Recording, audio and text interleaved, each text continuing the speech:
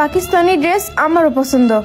যখন বাবার কষ্ট ভরা চেহারার দিকে তাকাই তখন এদের জামা কেনারই শখ মইরা যায়। পাকিস্তানি ড্রেস তোর পছন্দ ঠিক আছে মানলাম, কিন্তু এটা নিয়ে আবার টিকটক করার কি হলো? মানে কি কমো ভাই, ভিক্ষা করার নতুন টেকনিক? কি বলবো, যাই হোক। পাকিস্তানি ড্রেস আমারও পছন্দ। যখন বাবার কষ্ট ভরা চেহারার দিকে তাকাই তখন এদের জামা কেনারই শখ মইরা যায়।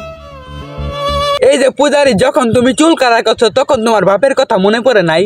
তখন তোমার এসব ফরেজগার কথা কোথায় গেল? কুজাত কি কারো গায়ে লেখা থাকে?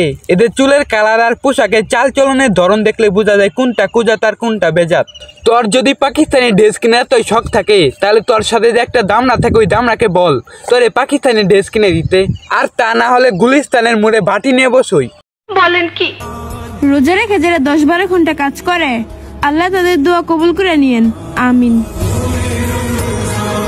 মানে কি কমো ভাই, ফরেজগারা পায় এই মাত্র মনে হয় জান্নাত থেকে চলে আসলো। আল্লাহ তাদের দোয়া কবুল করে নিয়েন, আমিন। মানে কি কমো ভাই, চুল কালার করতেছে আর মধ্যে আবার আল্লাহর কাছে দোয়া চাইতেছে।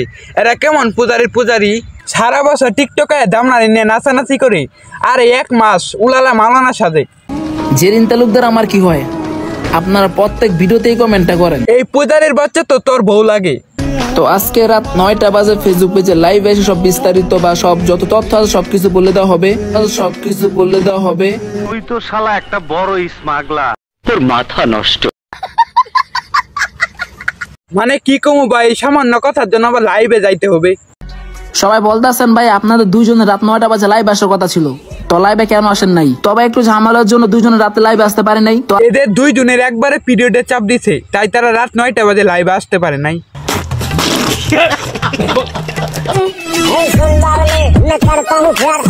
মানে কি কমো, ভালোবাসা তো তাই এরকম হয় আর কি। আমার চ্যাটার বাল।